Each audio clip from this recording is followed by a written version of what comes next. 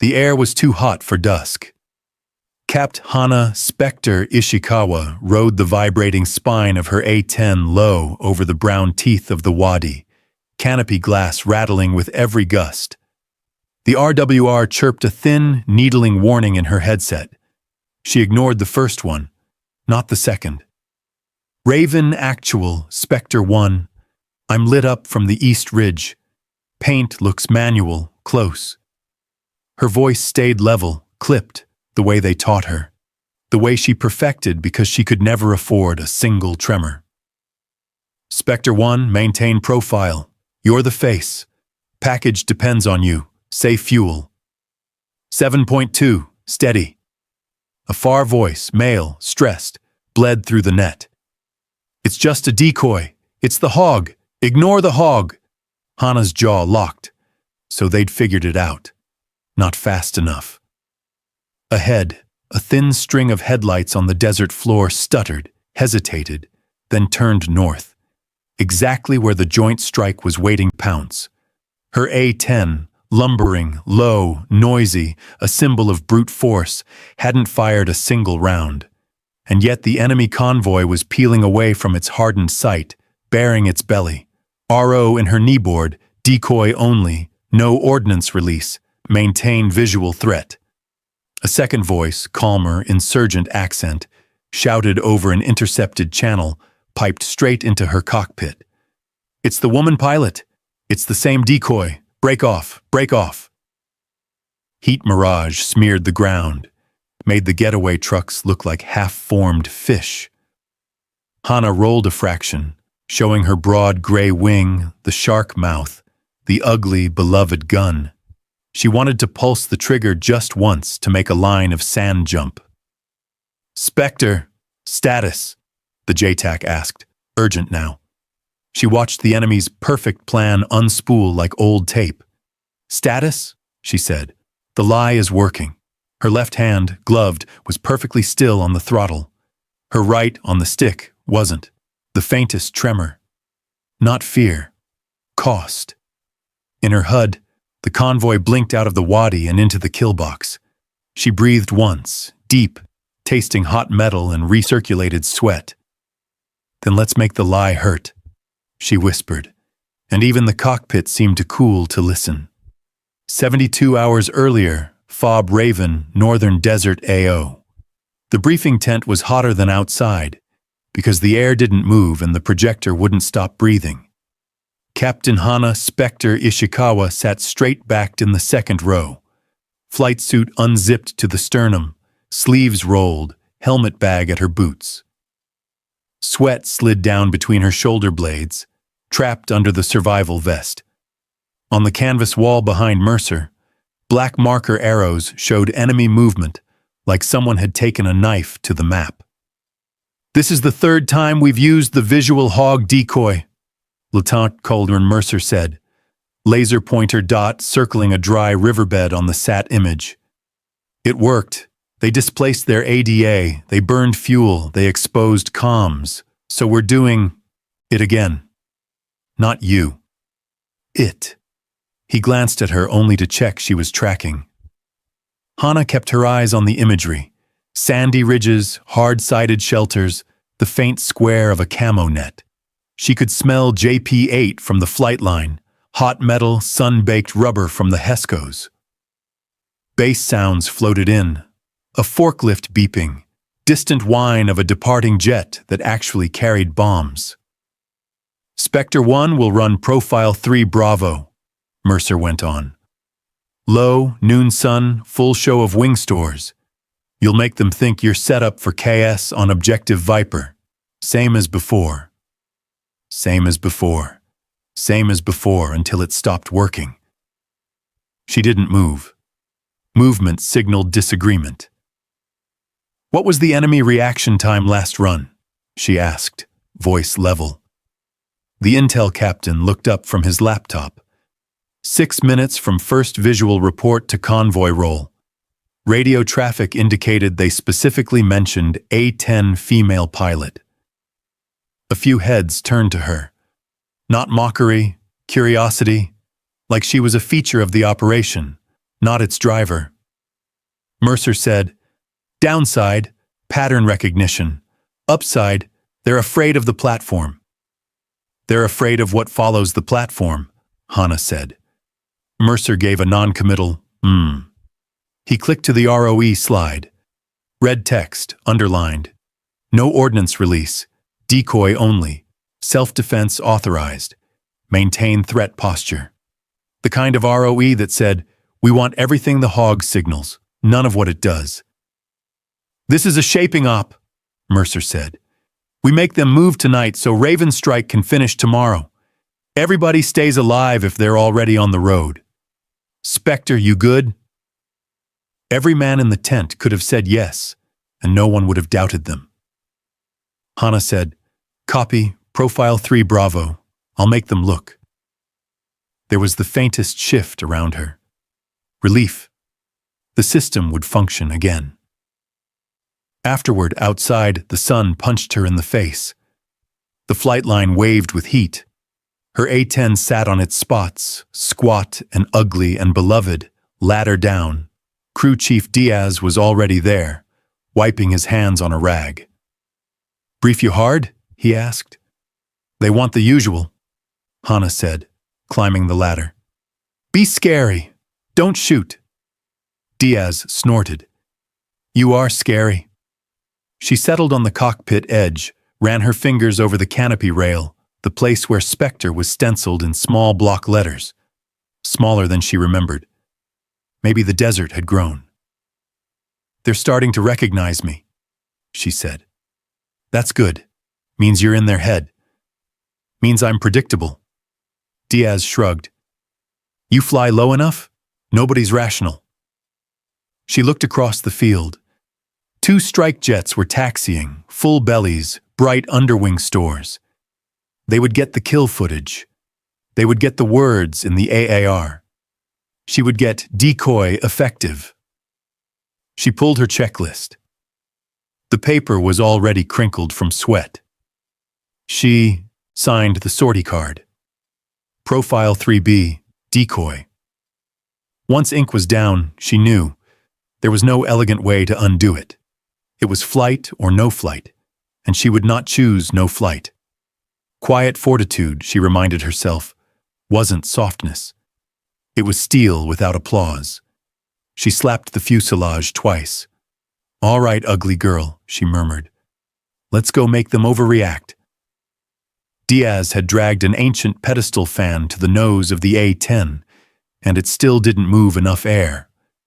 The hangar door was half open, desert light burning in at a hard angle, floating dust like ghosts over the concrete. Hannah stood on the maintenance stand, helmet bag slung from one shoulder, watching Diaz's tablet blink amber. "Still red on the AL-47 carts?" he said without looking up. "Supply says tonight. Maybe." "Maybe?" Hannah repeated. He tilted the screen to her. "Convoy from the main hub's delayed. Roads, you know." She did. Everyone wanted the same things at once. Countermeasures, flares, chaff, filters, and she was just the decoy jet. The ones carrying real bombs would get priority. "So I'm lighter than planned," she said. "You're still sparkly enough they'll see you." He meant her radar and IR signature. He meant she was hard to ignore. Hannah climbed down from the stand and walked under the nose, fingers trailing along the hog's ugly chin as if checking for breath. The metal was already warm. Under the wings, BRU-33 pylons sat impressively empty, deliberate. A decoy that looked too armed would make the enemy hole up, not move. It was an odd humiliation. She had to look just dangerous enough, not actually be. From outside, the afterburner roar of a departing fighter rolled through the hangar, shaking the tools on the workbench. Diaz glanced out reflexively. Hannah didn't. She pictured, too vividly, the 2-seat jet arcing up, clean, unambiguous mission. Go there, strike that. No pretending. "How low you planning to fly today?" Diaz asked, checking a panel. "Low enough they can count the rivets," Hana said. He huffed. At least pop some flares in their face while you're at it.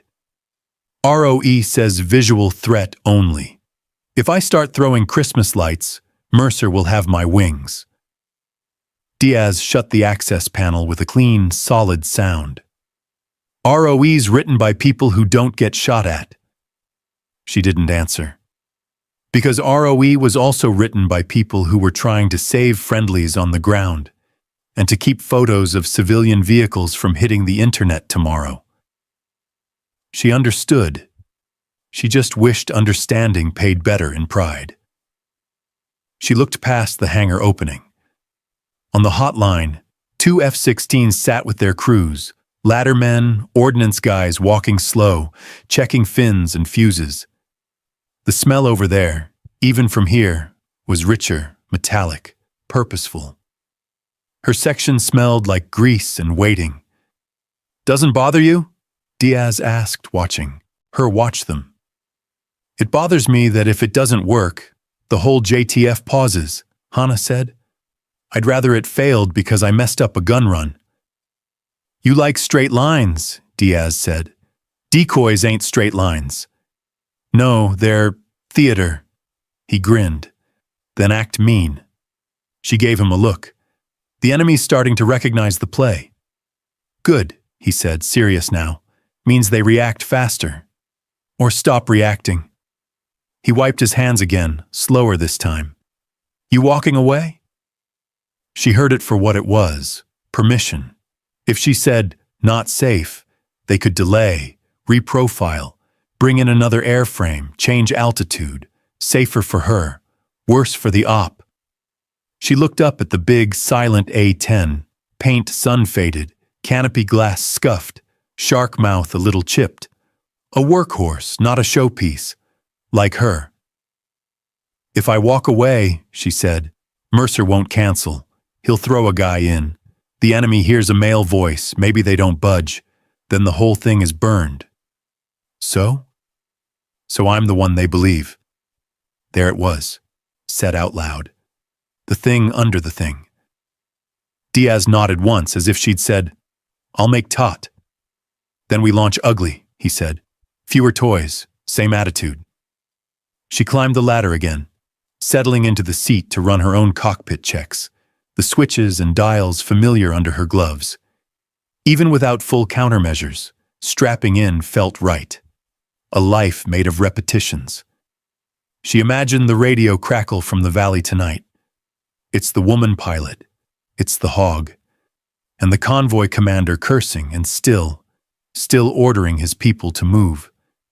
Because fear did not need proof every time. It only needed to be reminded.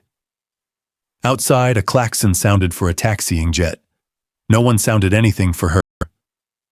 She flipped the battery on. Cockpit screens bloomed green. Spectre 1 to Raven ground, she said, voice cool. Request startup, decoy profile as fragged. The desert wasn't flat the way maps pretended. It was ribs and old wounds. Thin wadis cut by flood seasons. Dust hanging in layers. From 200 feet AGL, every bump looked like it wanted to reach up and take a piece of her. Hana brought the A-10 in from the west, like the briefing said, sun at her back, so ground eyes had to squint. Throttle steady, nose a hair low, wings level enough to look committed. On the wingtip cameras, she knew she'd look like a hog about to rake a valley. Raven, Spectre 1, feet dry, pushing to Viper, she called, voice on the net, 'cause today she was supposed to be heard. Spectre, Raven copies. Play it big. Play it big.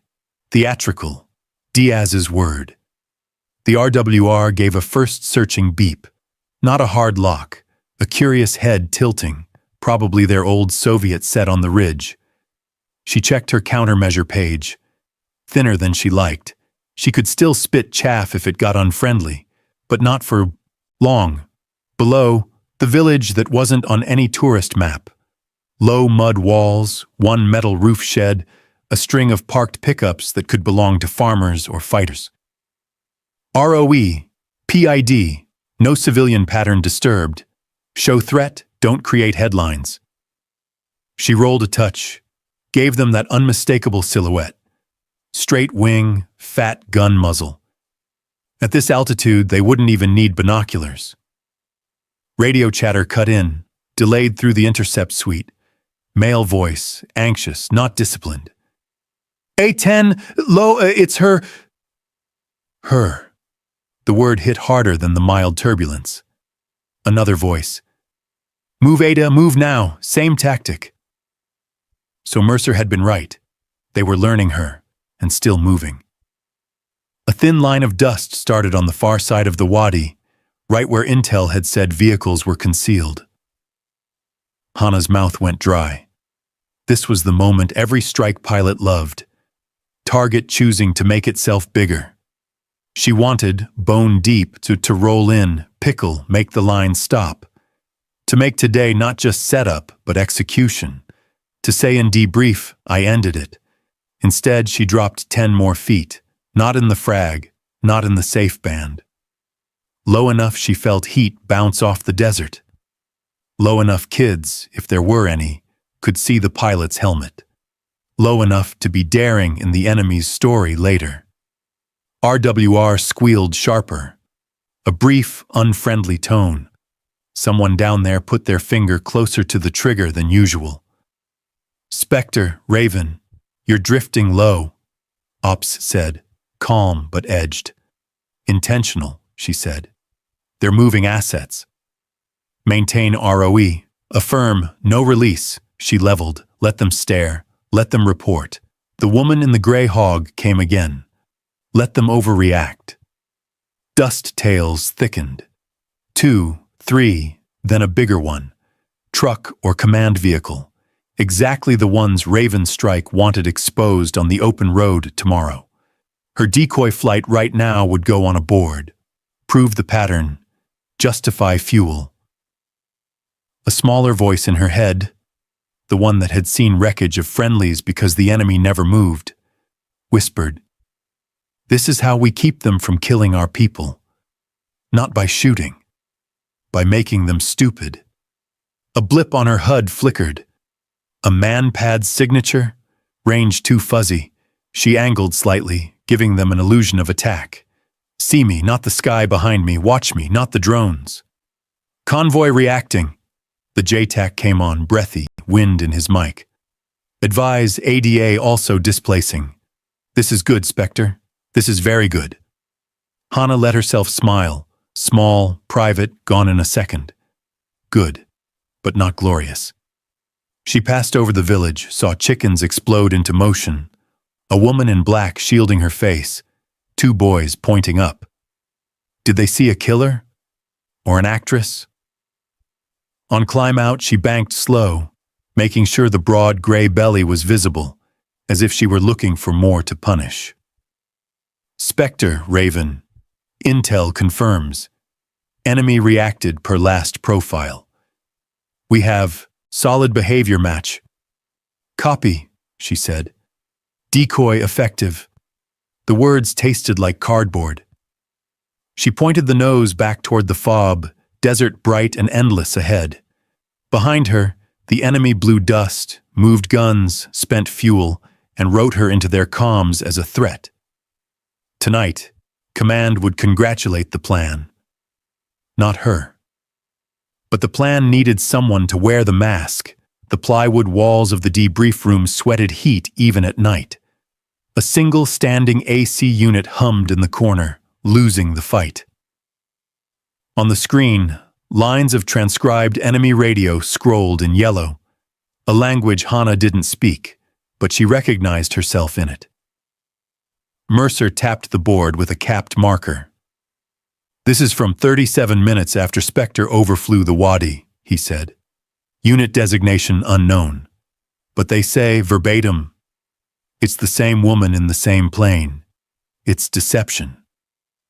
A couple of the strike guys whistled low, not mocking, impressed. Hana sat forward, elbows on her knees, flight suit dusty, hairline damp. She could still feel the helmet pressure ring on her forehead.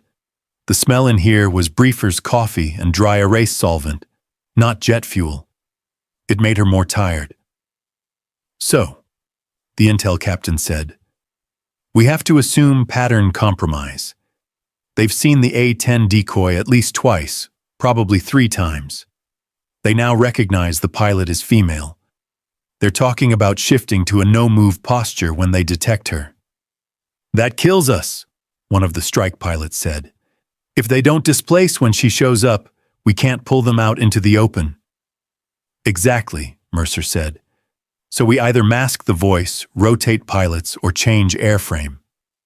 Mask. Rotate. Change. All verbs that pushed her out of the center. Hana watched the yellow letters on screen. It's the same woman. They said it like spite. They also said it like fear. Sir, she said, why do they react faster to me than to the male hog we tried last month? That one was higher and dirty, the strike pilot said.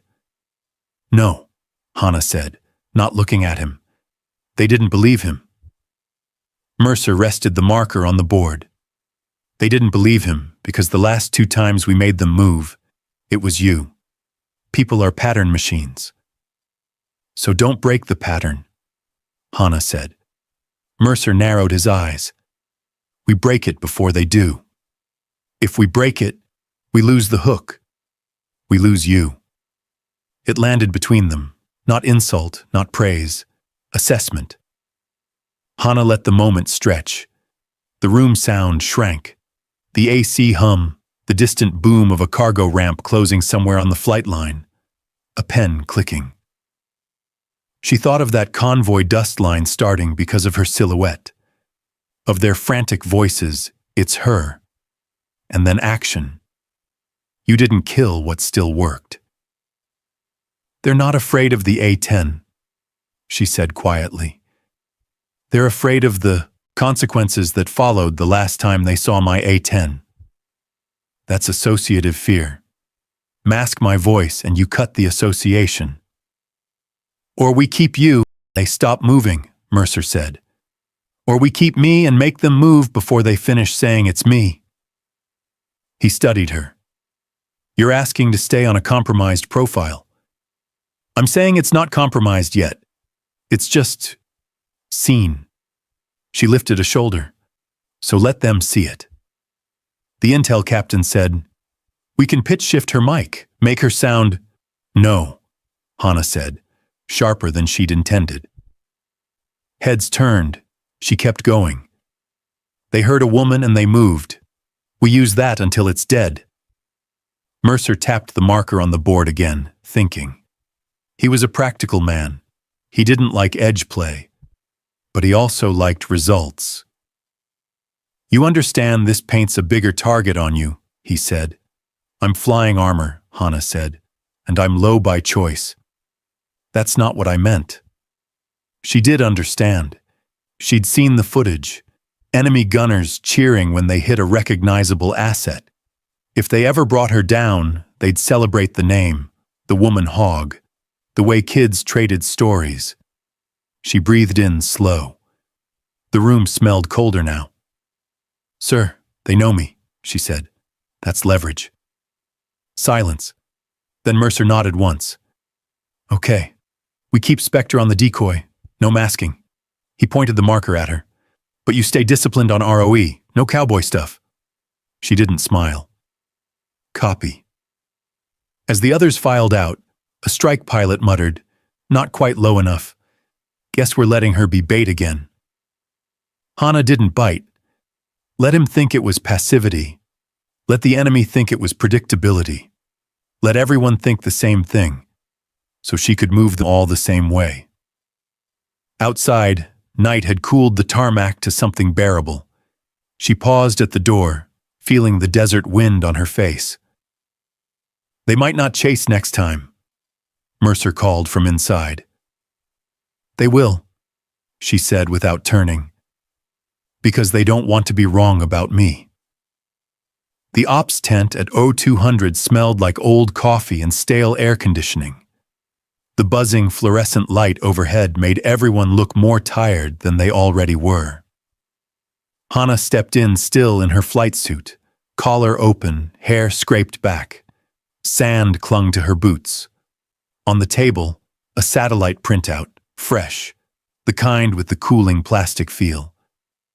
Intel Captain Park was leaning over it, Mercer beside him, arms folded. A red grease pencil circled a patch of desert like someone had found a tumor. Mercer didn't waste time. "We have movement indicators," he said as she came up. "SIGINT picked up chatter about tonight before dawn." "Relocation?" Hannah asked. "Yeah. Command node, probably tied to their missile trucks. They want to shift before the sun's up so we can't loiter UAVs on them." Park tapped the print. "They'll stage here, then run the valley north." He glanced at her. "Your valley." Hannah studied the image. It was just more desert to most eyes. To her it was a route with crosswinds, thermal pockets, shepherd tracks. She could picture exactly how a nervous insurgent convoy would snake through it at night. Lights off, hugging shadows. "They're adapting to us," Mercer said. "So we adapt faster. We need them to move while our strike package is already in the air. Not 3 hours later when everything's recovered." "So you want me to go earlier?" Hannah said. Mercer's look said he knew she'd see it. "Earlier and louder. You make noise at their hold point. They see you, they panic, they roll." Park added, "We have to assume they'll say it again. It's the woman pilot, it's Decoy. We need you to make them doubt their own doubt." That made her mouth twitch. Make them doubt their own doubt. That was the heart of deception. Stack perceptions, until even a correct conclusion felt dangerous. She ran a quick mental map of altitudes, ridgelines, light. "If I go earlier," she said, "I'll still have ground clutter but no sun glare. Easier for them to track me visually." "We know," Mercer said. "You'll be a bigger target." She looked at the red circle again. "Then I won't just pass. I'll linger. I'll look like I'm setting up for KS. Make them think I'm overwatching a ground unit moving in." Park frowned. "That's more exposure than Profile 3B. "It's what will make them move before they finish saying I'm a decoy," Hannah said. "Right now their decision cycle is spot hog, recognize female pilot, suspect deception, move anyway. We have to cut out the suspect step." Mercer eyed her. "You realize every time you do this, their gunners get more reps." "Every time I do this, our strike guys get more reps too," she said. "That's the point." Silence. Just the AC wheezing. Hannah could feel the old restlessness under her sternum, the one that said, "If we miss this window, they'll put those missiles under a roof and kids will die somewhere else." She'd already flown a war where the enemy melted away right before they could be hit. She'd sworn not to lose to ghosts again. "ROE stands," Mercer said at last. "No release. Even if you see the convoy forming. You are not the hammer tonight." "I know," Hannah said. She did. It still stung. He slid the sortie sheet to her. "Different time, same line.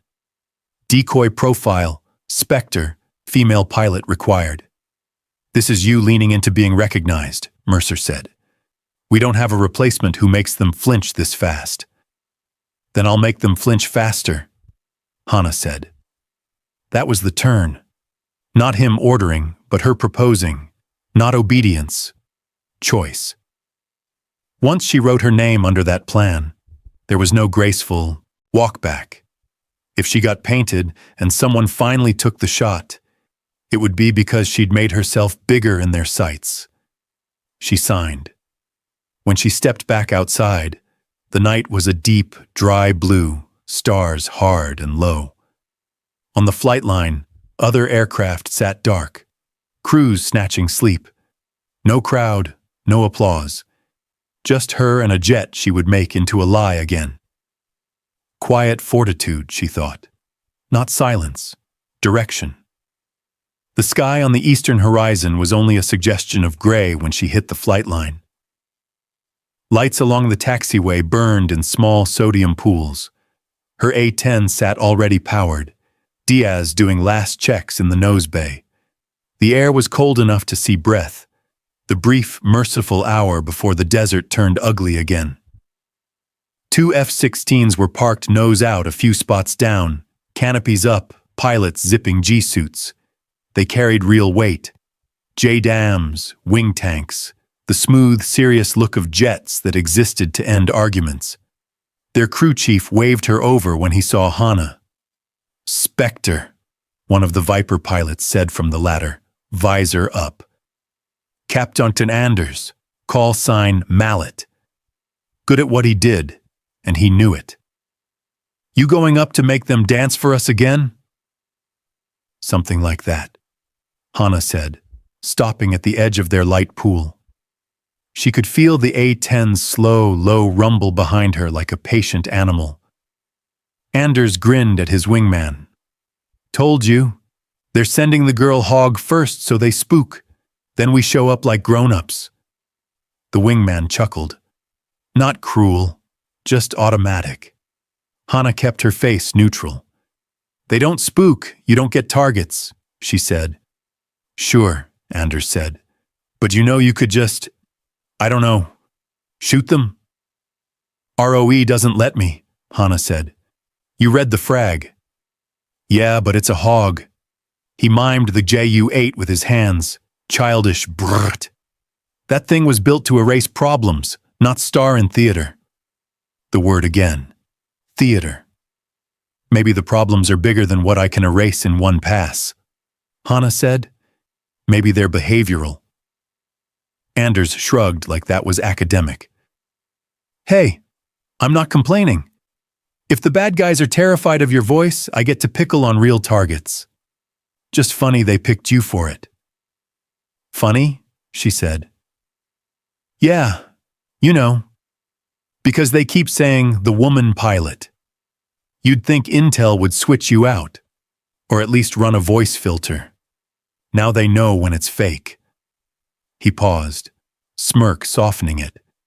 "Guess they figure you're less threatening." Behind her, the A-10's APU whined up. Diaz glanced over, eyes narrowing, reading the situation like good crew chiefs do. Hannah let the silence stay a heartbeat too long. The wingman looked away. Anders realized he'd said more than he meant. "They don't move for the men," she said finally. "They move for me." Anders held up his hands in mock surrender. "Hey, if it works, it works. We'll be high cover. Just make them come out of the hole on time, yeah? We don't have fuel to loiter forever." That was the real point. Not the joke. Not the gender. He needed her to deliver the convoy into the corridor when his jet was in position. To him, she was another piece of timing. A fuse. "I'll give you the convoy," she said, "but you only get it because they believe what they hear." Anders was already turning back to his ladder. "Bring the drama, Spectre." She walked away before she said something that would hang in the squadron. Words traveled more than jets. Back at her A-10, Diaz watched her climb. "They talking trash?" he asked, low. "They're talking like they don't understand why the enemy moves," Hannah said, settling into the seat. "They think it's about who has the bigger bomb." Diaz smirked. "They think everything's about that." She ran through the start, fingers precise, muscle memory drowning out the earlier sting. Field of view, clean. HUD, alive. RWR, test good. The insult, or maybe just the casual dismissal, sat in her chest like a small stone. Not heavy enough to slow her, heavy enough to remember. This was the turn. She would not prove them wrong in the tent. She would prove them wrong over the wadi, where the enemy, even after calling her a decoy, would still run. She keyed up ground. "Raven ground, Spectre 1, request taxi, decoy as fragged." "Spectre 1, taxi approved." And the controller said, voice familiar, amused. Make them dance. She smiled then, small and sharp. That's why I'm here. She rolled out onto the taxiway, the A-10's weight settling, nose wheel light. Ahead, the two F-16s waited, sleek, sunlight just touching their canopies. Let them think she was stage dressing. She was writing the scene. Night over the desert wasn't black. It was layers of blue and grainy green. Through NVGs, the world became a soft, humming tunnel where every heat source glowed like a heartbeat. The A-10 was steady under her, engines a low, comforting thunder. Out here, alone, she didn't feel like theater. She felt like the point of the spear. Raven, Spectre 1, off departure, en route to staging, she said, voice low, controlled. She heard herself and knew. That's the voice they recognized. Spectre, Raven copies. Package is holding east, 10 minutes playtime. We need them on the road before -5. Working it. She eased the hog lower, where the ground definition got better, where she could pick out wadis from roads.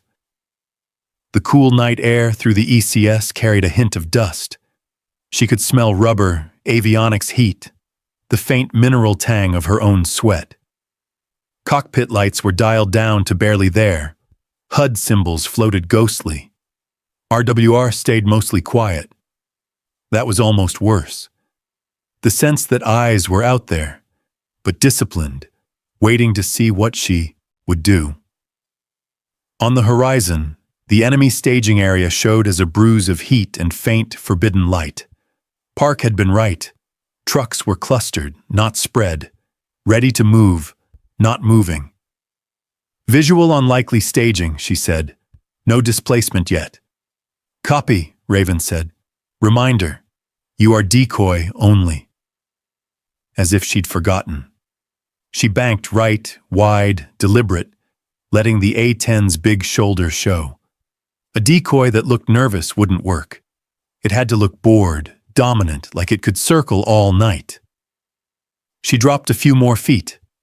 RWR chirped, a sharper tone now. They were watching.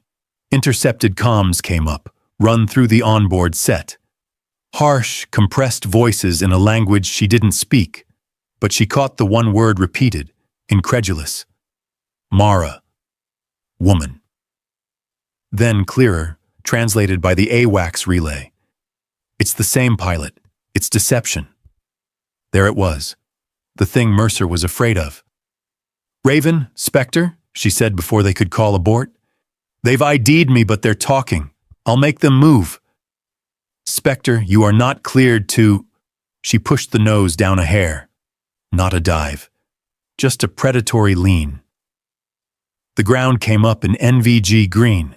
She could see individual bushes, tire tracks, the glint of metal near the staging point. She flew straight at them for 3 slow, arrogant seconds. Every gunner out there, every commander, would feel that weight coming. Then she broke off into a shallow orbit, as if searching for troops to cover. From the enemy net, move! Move now before the strike comes! A second voice, skeptical. It's the decoy, the decoy! A third, angrier. You want to wait for the bombs? Move! Dust plumes started. Not many. Not enough. She tightened the orbit, pushing G's gently, making the airframe creak. Low like this at night. Errors multiplied. A popped round from some idiot with a man-pads, and she'd have seconds. She could almost feel Mercer grinding his teeth back at Fob Raven. Spectre, altitude, Raven warned. Intentional, she said. They're spooling. She flicked her landing light on for half a second, an insane, taunting blink in the dark, then killed it. A flash of pale on gray hog in the night. I see you. You see me. No weapon, just presence. That did it. More trucks rolled. The tight cluster loosened, tails of dust beginning to snake toward the wadi route. She felt the small, clean victory in her chest. Not joy, exactly. Confirmation. Her pattern still ruled them. Raven, Spectre. Convoy is moving north along planned corridor. Copy, Spectre. Package is inbound. Maintain pressure. Maintain pressure. Stay in range of their guns, of their anger, of their dawning realization that this was the same woman who made them run before. She circled again, lower than the night profile minimum, listening to them argue on the net about whether to stop. She imagined the commander looking up, cursing her, hating that he had to move when he knew it was a trick. Let him hate. Hate still displaces forces. In her headset, the strike lead came up, cool and professional. Spectre, Falcon flight on station. We have your movers. Thanks for the curtain call. Keep them honest, Falcon. She leveled out, engines steady, desert breathing below. Tonight she wasn't just flying a hog.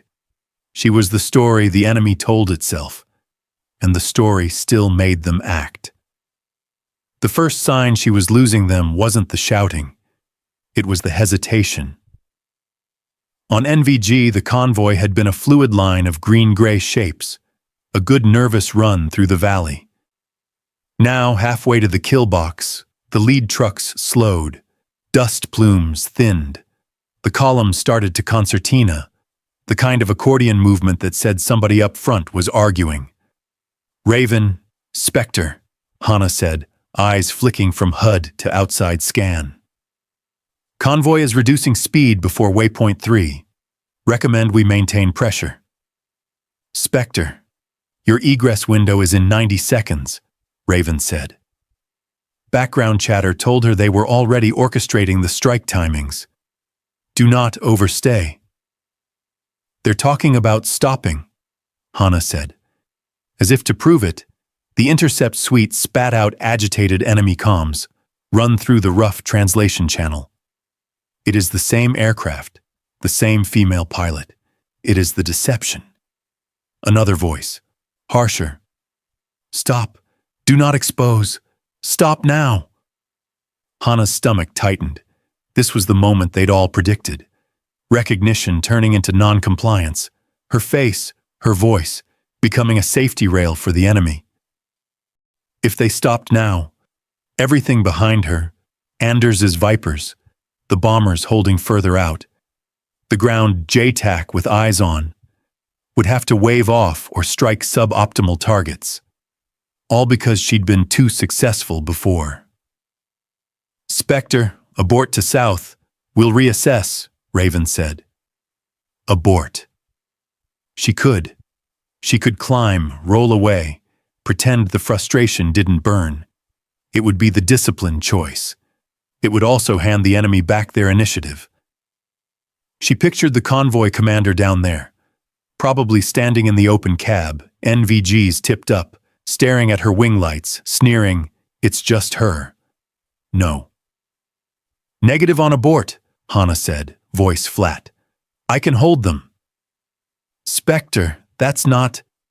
She pushed the nose over, a shallow, aggressive dive back toward the convoy, not enough to violate the no-fire ROE, but enough to look like she was setting up for a strafe.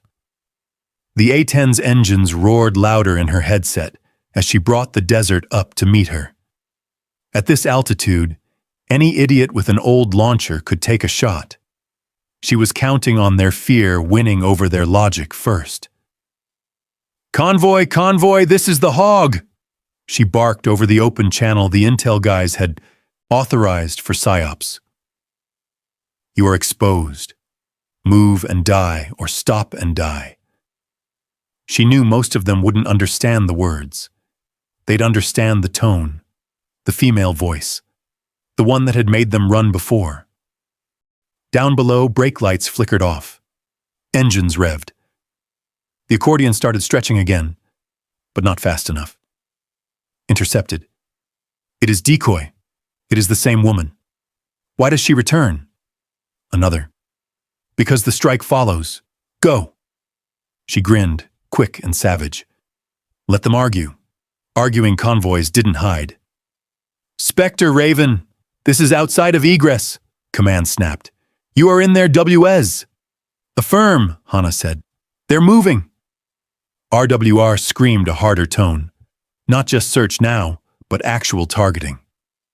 Someone had decided the persistent woman in the hog needed to be quiet.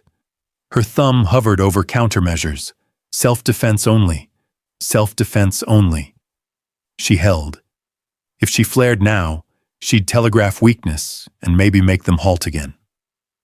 She banked instead, showing belly, making a broad, contemptuous circle over them like a vulture.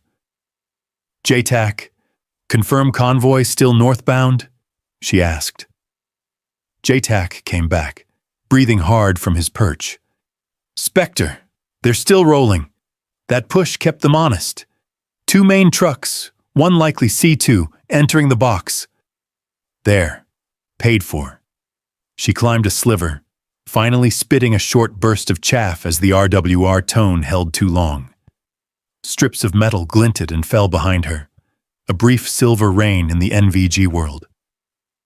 "Spectre, you're clear to egress now," Raven said, anger banked under control. "Copy," she said. Adrenaline cooled in her veins. "Exiting south."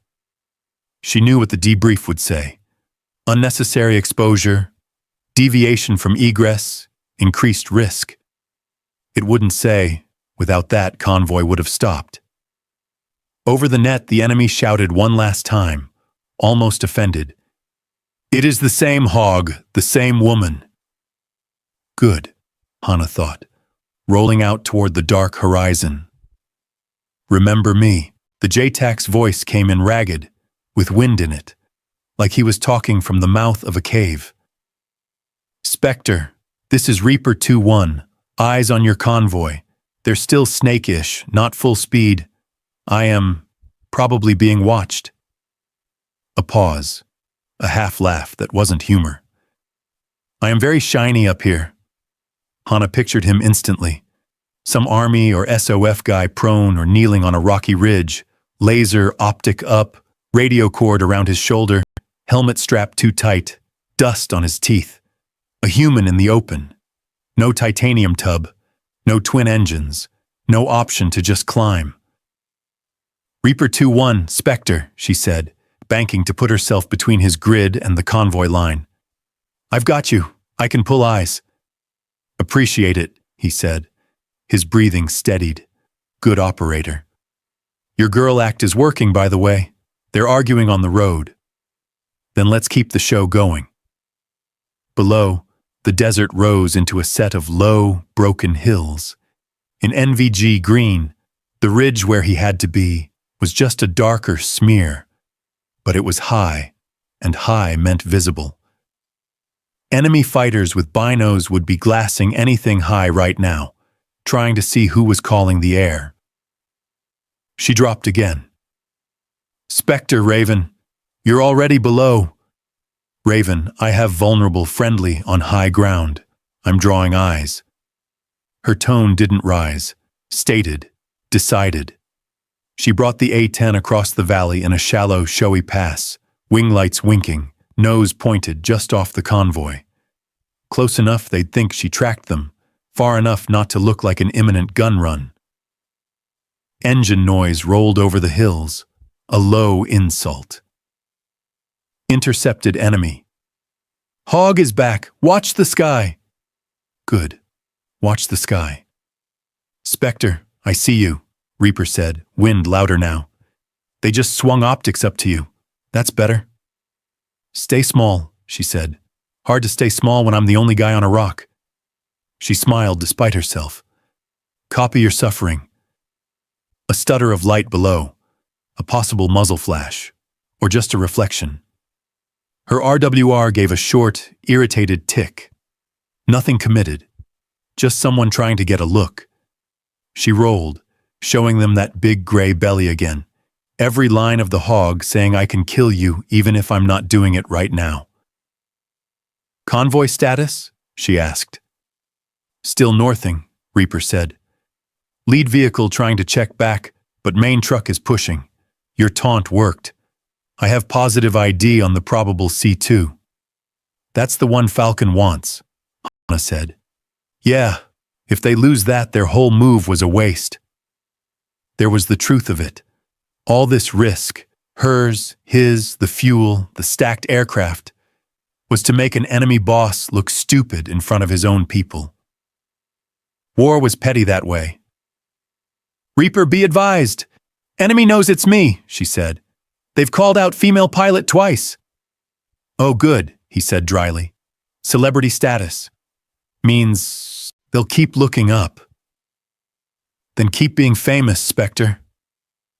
She made another pass, slower. A pass a real attacking A-10 wouldn't do, too inviting. That was the thing about being a decoy. You had to look just a bit foolish, a bit overconfident, so the enemy believed they had a chance. Spectre, Raven cut in, you are burning your margin. Margin buys JTAC, she said. Silence. Then, understood. Make it quick. She felt the weight of that. Command had just let her spend safety on a human. No citation, no headline. Just trust. She dipped a wing at the ridge, even though Reaper couldn't see it in the dark. You're covered, she said. Then let's finish it, he replied. Convoy entering the box in 60. There. That was the number that mattered. 60 more seconds of being loud, obvious, female, the same hog. 60 seconds so that a man with no armor could stay alive and keep watching. She pulled up to her support altitude, enough to make their gunners reach for her again. If they were reaching for her, they weren't scanning that ridge. Quiet fortitude, she thought, hearing Reapers breathing even out. Sometimes it was just being the bigger target. The net got crowded fast. Spectre, Raven OPS, you are past planned exposure. Recommend wave off, re-attack with alternate asset. Mercer's voice clipped, professionally irritated.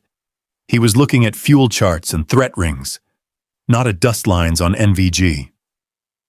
Spectre, AWACS, multiple emitters along your route. Threat picture is heating. Calm, high above it all.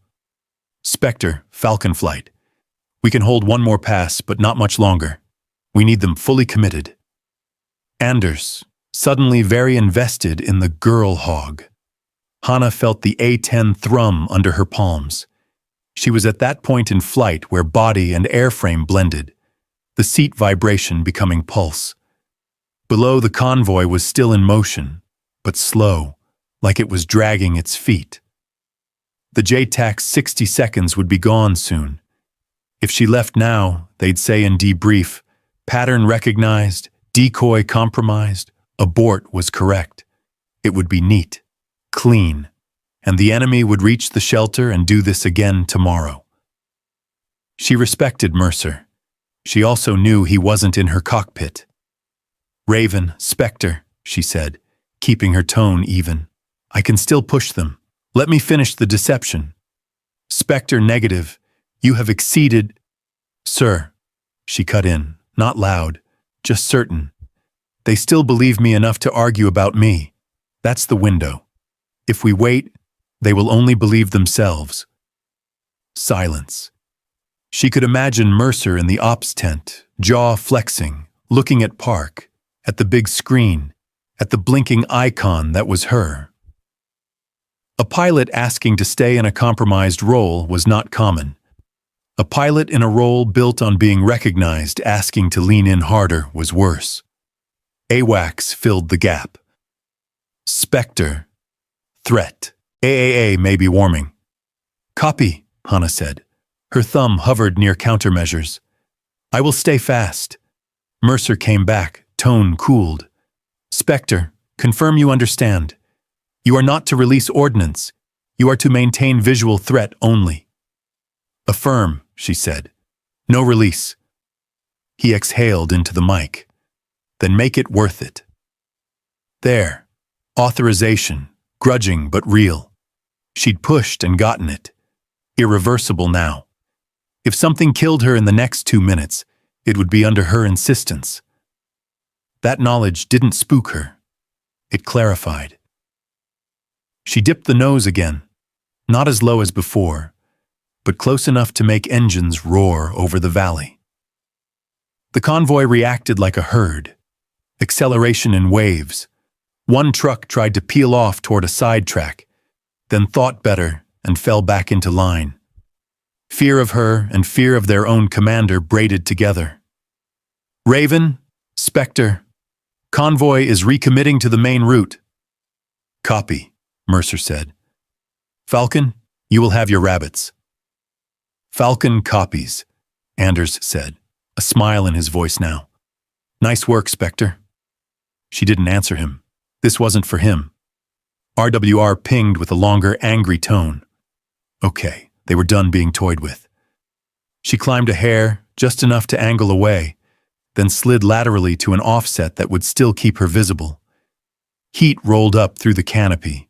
Sweat at her temples cooled, then warmed again.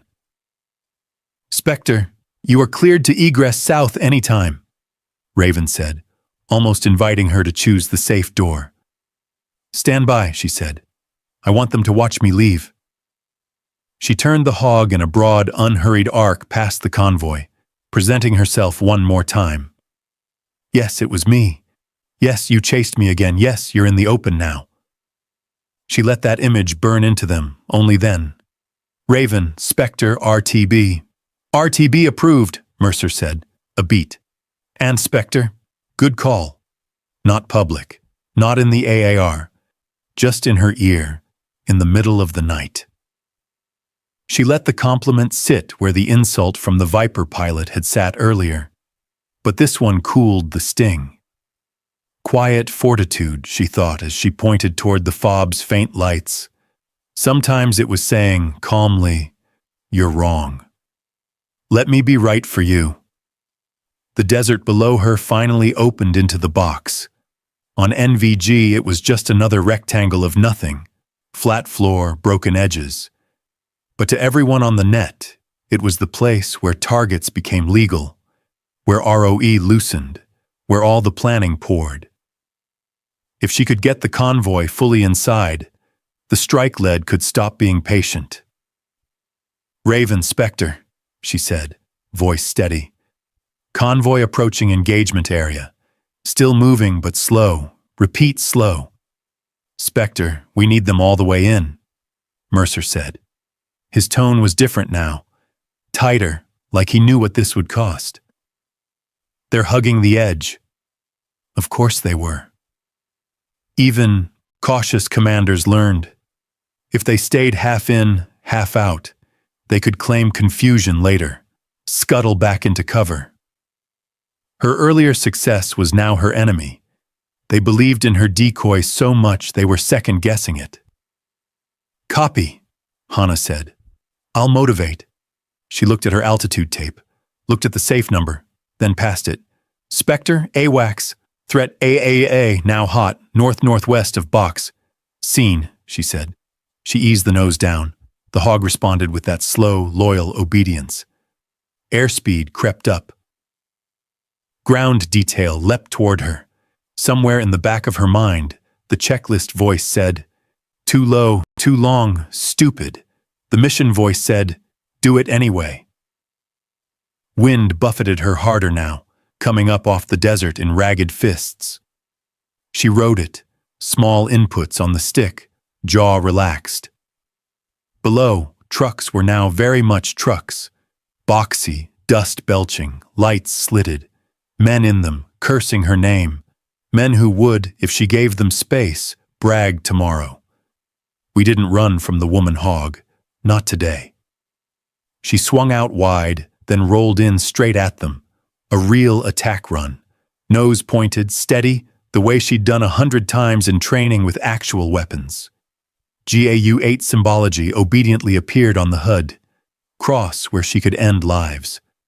ROE said no. Everything in her bones said yes. Spectre, Mercer snapped. You are not cleared to fire. Not firing, she said. Just convincing. The RWR went angry red, long, sustained tone. Someone on the ground had been waiting for this moment.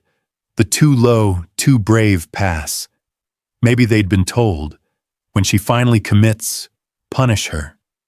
She kept coming. At this angle, in this light, she would be massive to them. Shark mouth open, gray wings wide, engines howling, female voice in their radios. She wanted them to feel hunted. She wanted their drivers to jam accelerators, to get out of her way, forward, into the box. Below, she saw it happen. One truck swerved left, found nothing but open desert, then corrected and barreled straight ahead. Another, hesitant, tried to edge back, but the trucks behind, panicked by her apparent attack, pushed it forward. A convoy was a snake. The head could hesitate, the body could not. Now the whole thing spilled, messy but moving, across the invisible line. Raven, Spectre, convoy is inside, I say again. Convoy is inside. Copy all, Mercer's voice sharpened. Falcon, execute! In her headset, Anders whooped. Falcon copies, rolling! She should have climbed out right then. She was in their WEZ too long. The RWR screamed again. A missile system trying to get its act together, or old radar just painting the obvious target. Spectre, self-defense is authorized, AWACS said. Even they sounded nervous now. She kicked a bit of rudder, slewed, showed her profile again. A taunt, a shield over the wobbly convoy. If someone down there fired right, now they'd be shooting at her. Not at the exposed JTAC or the strike jets on ingress. If I die as the lie, she thought, clear as spoken words, they still move. That was the real calculus. Not fuel, not airframe, motive. She popped a short, disciplined string of chaff, not panicked, not flares everywhere. A reminder. I can protect myself, but I choose to be here. Below, the trucks were committed now, too deep in to turn. Dust rose in walls.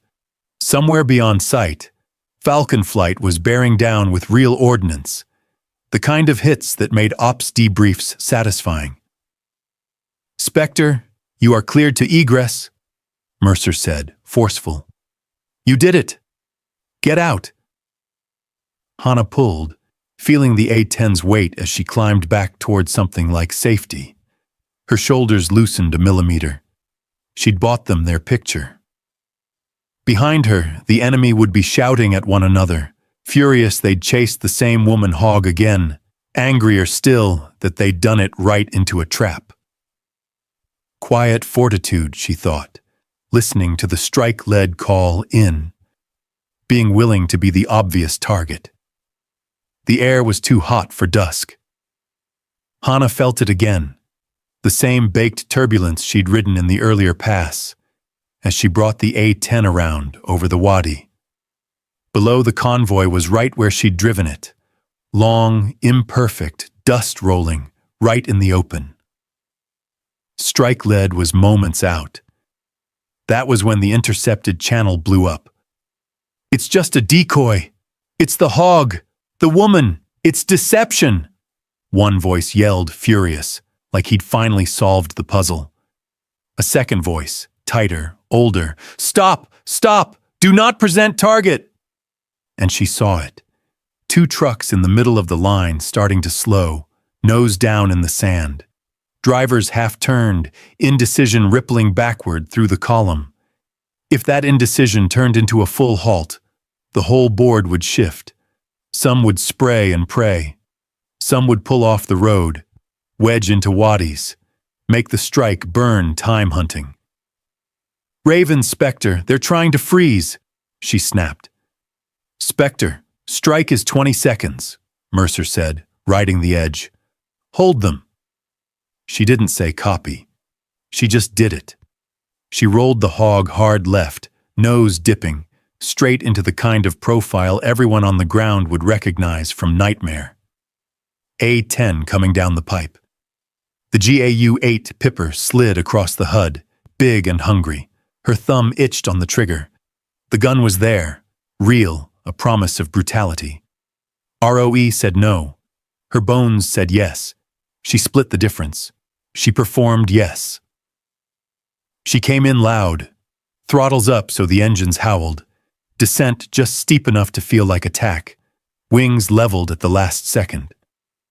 From below, it would look exactly like she was about to turn trucks into scrap. Even through canopy glass, she could almost feel the shock roll through the column. Intercepted, panicked. Move! Move! She fires. A different voice, desperate. But it is Decoy. Decoy that brings the bombers! Move! That was the hook. They'd learned her. They'd also learned what followed her. Association beat realization. Spectre, self-defense is still authorized. AWACS reminded. All rules even now. Noted, she said, eyes locked on the line of trucks. They're staying. Her RWR squealed, hard, sustained, angry. Someone was tracking her, convinced she was really attacking. Good. Let them pour hate at her. Hate was a magnet. She flicked her speed brakes just a hair, the way A-10s did before a real gun run. Theater, down to the micro gesture.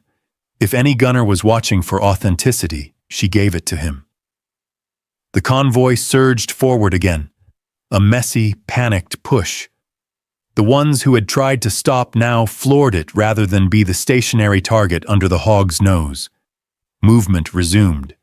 Truck after truck funneled in, deeper. Raven, Spectre, convoy is committed, she called. Her voice didn't shake. They're not stopping. Falcon, you are clear, Mercer barked. Over her shoulder, the night lit, far behind her, but close enough to see a first bright blossom in NVG green. Anders in with perfect timing. Then another impact. Lower, heavier. The strike was eating the column. Hana pulled up, finally, letting the hog climb out of the worst of the threat. She popped a short string of countermeasures, angled away, but stayed low enough that anyone still alive down there would keep aiming at her. Not at the jets. She could hear celebration on Allied nets, clipped and professional. She could also hear enemy nets breaking apart into shouting, "No more order." Down below, men who had yelled, "It's just a decoy," were now sitting in burning or broken trucks because they'd followed the decoy anyway. In her headset, Mercer came back, breath audible. "Spectre, that was it. That was the push." She let herself answer, quiet. Then the lie paid. She eased the hog toward egress, heartbeat finally slowing. She hadn't fired a single round. She'd still destroyed a strategy. Quiet fortitude, she thought. Sometimes it was letting them call you just, and using just to kill the plan. The first blast was a white flower on NVG. The second was a heavy orange punch that rippled the air all the way up to her cockpit. "Falcon 1, shack on lead truck," Anders called, cool and satisfied. "Falcon 2, continue. Targets in a row, it's Christmas." Hana didn't turn to look straight at it. Every instinct wanted to see the column she had dragged out here actually break apart, to see the proof. But her part of the sky was marked, and so was theirs. She stayed on her offset track, a lumbering gray threat, the decoy still attacking. If any gunner was still alive and angry, she wanted him wasting ammo on her silhouette, not on the fast movers. Below, chaos. Trucks that had tried to stop now burned. Vehicles at the rear, realizing too late what was happening, tried to jerk off the road, but the open desert gave them nowhere to hide, just dust and flat vulnerability. The strike package worked down the line like a zipper. "Spectre, Raven, BDA in progress. Hold current block," Mercer said. He sounded better now. Battle 1 does that to a voice. Holding, Hana said. Her RWR still ticked with random, frightened emissions. People on the ground keying radios, radars cycling, someone maybe trying to get a lucky shot. She stayed in profile, engines loud, nose sometimes dipping as if she were looking for stragglers. Performance until curtain. Intercepted enemy traffic came in, cracked and panicked. We followed the decoy.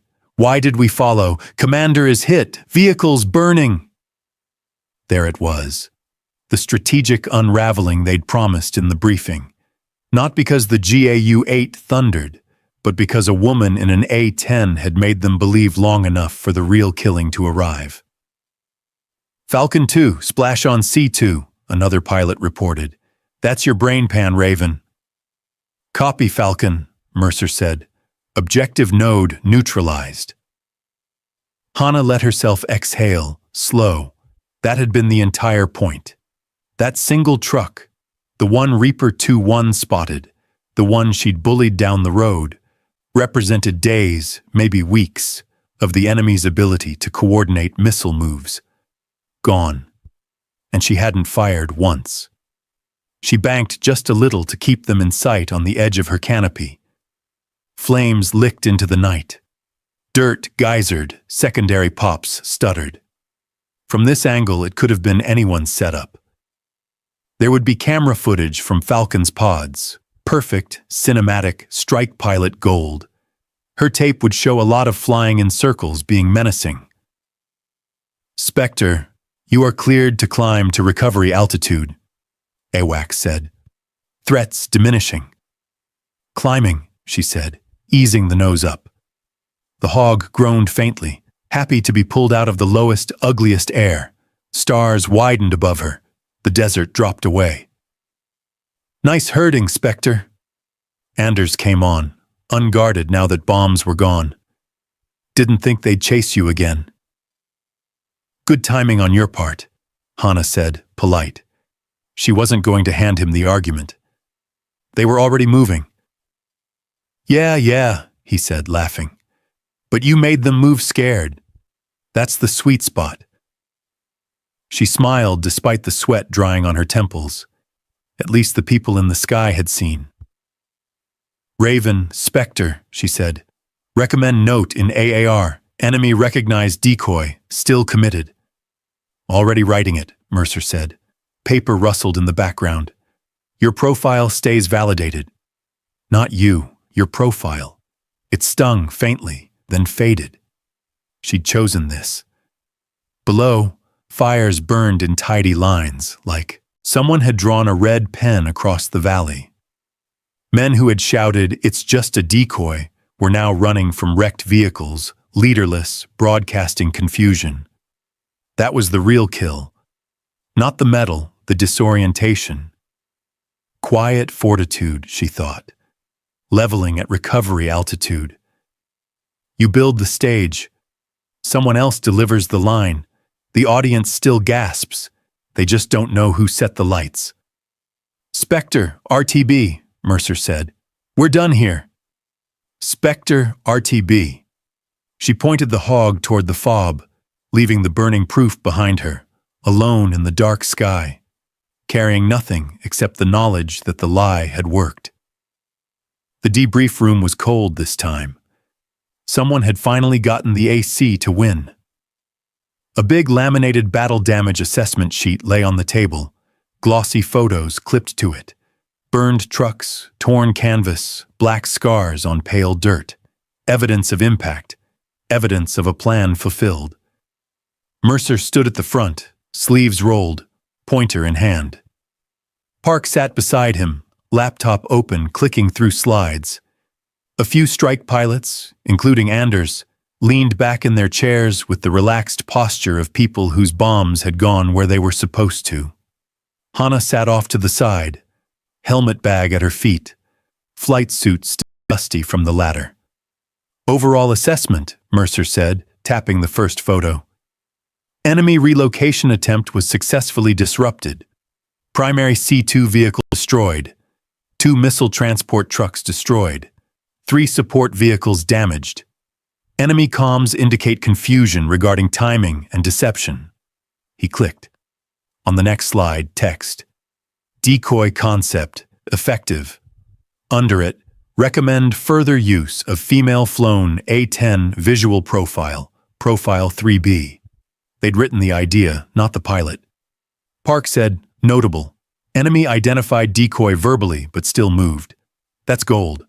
Means their internal SOP is move when Hog arrives, regardless of suspicion. We can exploit that again. Anders lifted a hand, lazy.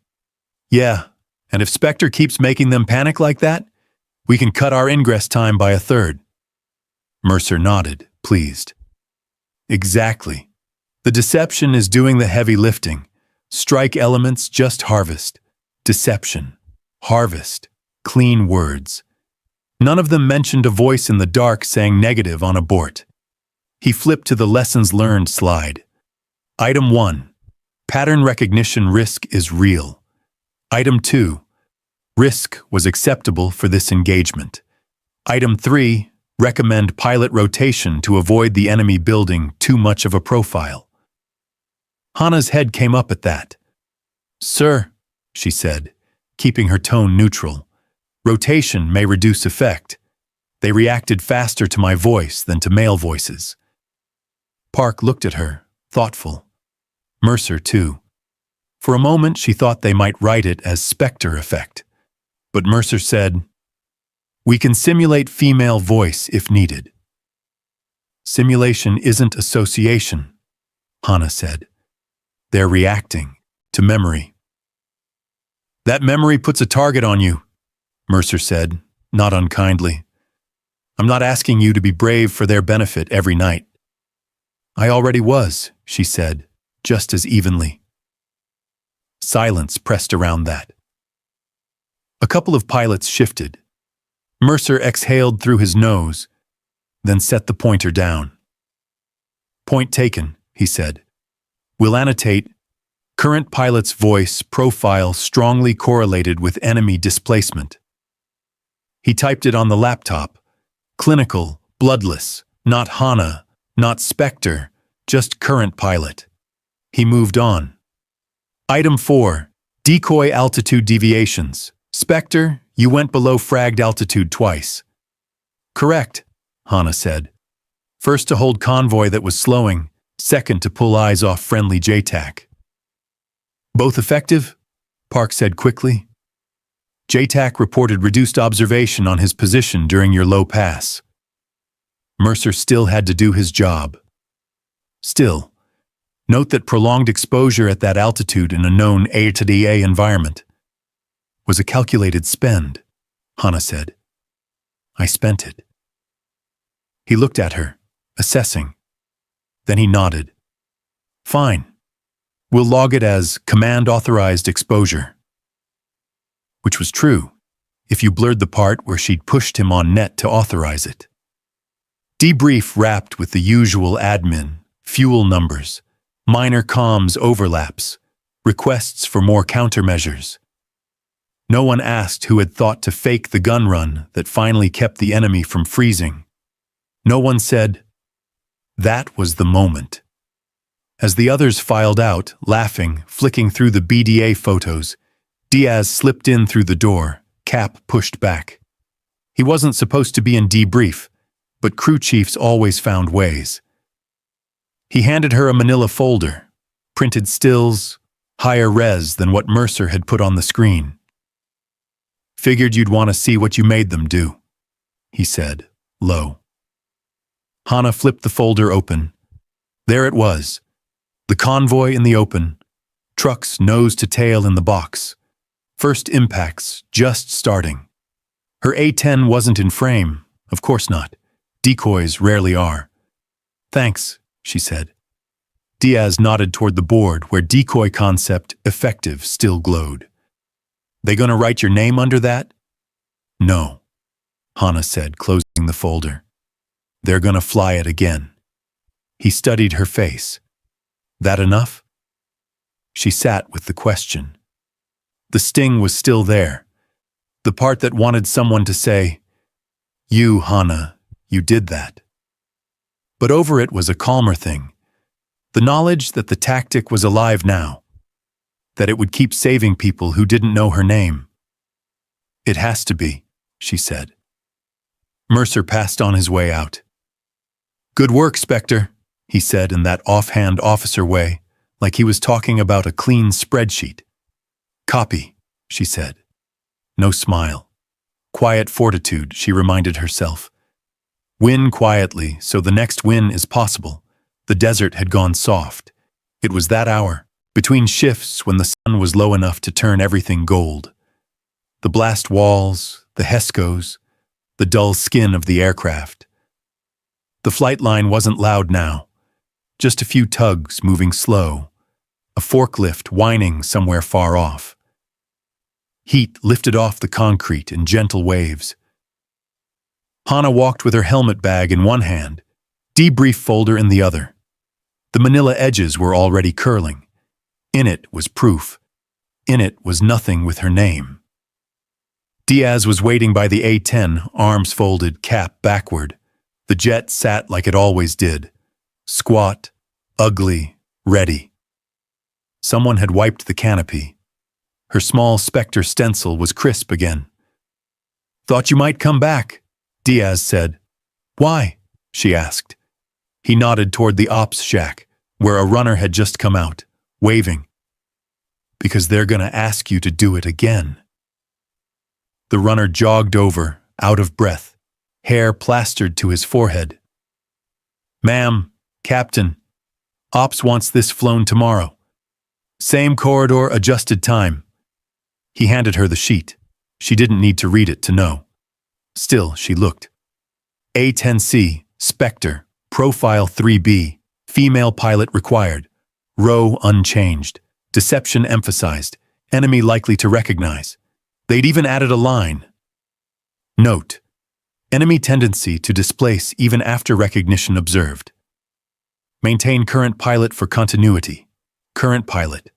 Not Captain Hana Ishikawa. She looked past the paper to the aircraft. The hog glimmered slightly in the long light. Edges rimmed. She remembered the enemy's voice, furious and helpless all at once. "It's just a decoy." And then the boom behind her as the strike hit. Diaz watched her face. "You don't have to," he said, quiet. "They could train up another girl, or mask a voice, or send a dude with a high pitch." He shrugged. "Wouldn't be you, but you don't owe them every time." Hannah weighed it. She could walk back into Mercer's tent and say, "Rotate me. Doctrine says rotate. Protect the pilot." She could ask for a strike slot, finally fire the gun she carried. She had enough capital from tonight to do it. But she also heard Reaper 2-1's winded voice. Anders, it's Christmas. Mercer's grudging, good call. And under all of it, the enemy, men who did not know her name and still moved when they heard her. That was power. Invisible, but power. "I like that they remember me," she said at last. Diaz's mouth quirked. "Even if the report doesn't?" "Reports aren't the battlefield," she said. "Memory is." She set the folder on the wing root, took the pen from the clipboard, and signed. Same neat signature, same acceptance. This time it didn't feel like being used. It felt like choosing a weapon most people didn't even know was a weapon. She ran her hand along the fuselage, affectionate. "We're not just ugly," she murmured to the jet. "We're convincing." From the runway, a C-17 lifted, big and slow, its shadow dragging across them. Voices from another squadron drifted over. Laughter, music from a phone. Life kept going. No one was lining up to pin a medal on her. No one was filming a triumphant B-roll. She didn't need them to. In her head, she replayed the moment. Hot, shaken air, angry enemy shouting, her answer, "Then let's make the lie hurt." She smiled to herself. That line could live with her. Mercer walked up then, tie-down straps in his hand. like he'd just come from somewhere utilitarian. "You got the next one?" he asked. "I do," Hannah said. He studied her, maybe wondering if she'd demand recognition now. She didn't. He nodded once. "That profile saved us days of hunting," he said. "We can keep bleeding them like this?" "We can," she agreed. "Doesn't always have to be you." "It should be," she said, steady. "They know me. That's leverage." He accepted it. "All right, Spectre. We'll keep your voice on it." When he left, she stood there a moment longer, listening to the cooling metal tick. The sun was almost down. Soon it would be NVGs and green again, and angry men on radios realizing too late that yes, it was the same woman, and yes, it was deception, and yes, they'd move anyway. Quiet fortitude, she thought. Not being unseen, being unthanked. She picked up her helmet bag and headed back toward the ready room, her signed card tucked under her arm, already part of tomorrow's war. She didn't sleep long. Pilots rarely do after a night like that. The body cools, but the mind keeps flying. Before dawn, when the generators still sounded bigger than the base, she walked back out to the edge of the flight line with a mug of bad coffee and the folder Diaz had given her. The desert was gray and quiet, the kind of quiet that comes after things have been decided. Her A-10 was a darker shape against the lighter sky, dew beating on metal that would be scorching in 3 hours. She sat on a low concrete bumper, opened the folder again, and looked at the pictures. From above, it all looked so simple. Column in the open, blossoms of impact, enemy formation broken. No picture captured the hesitation, the angry voices, the second where the convoy almost stopped because they thought they'd unmasked her. No picture showed the extra 100 feet she'd dropped to pull eyes off a single J-tack. No picture showed her thumb hovering over the trigger and not pressing. Photographs, she thought, were like after-action reports. Precise about what happened, indifferent to what it cost. She traced a fingertip along the image of the blasted C-2 truck.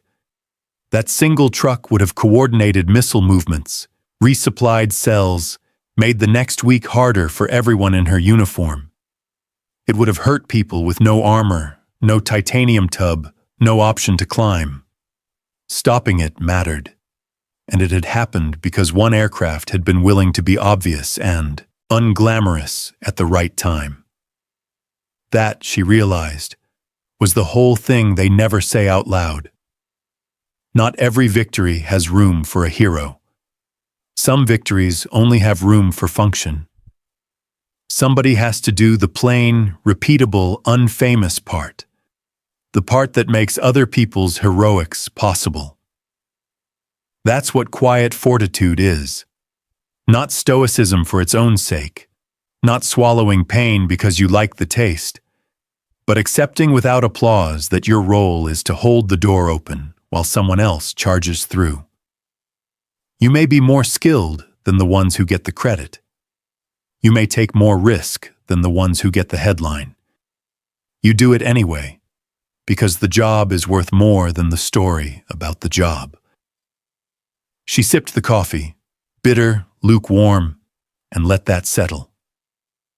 In another hour, Mercer would push the next day's frag.